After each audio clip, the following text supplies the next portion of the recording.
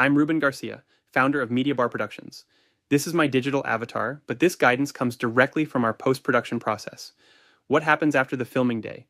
Post-production begins with organizing and backing up the footage, reviewing interviews, and identifying the strongest story. The editor then builds the first cut, adds supporting footage, music, graphics, titles, and branding.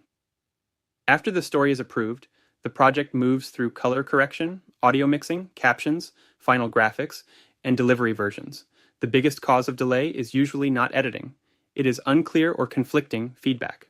Choose one decision maker, consolidate comments into a single response, and agree on the number of revision rounds before editing begins. Legal, compliance, and executive reviewers should also be identified early. Finally, plan every required format in advance, including website, presentation, social, vertical, and captioned versions. Visit MediaBarProductions.com to learn more about post-production planning.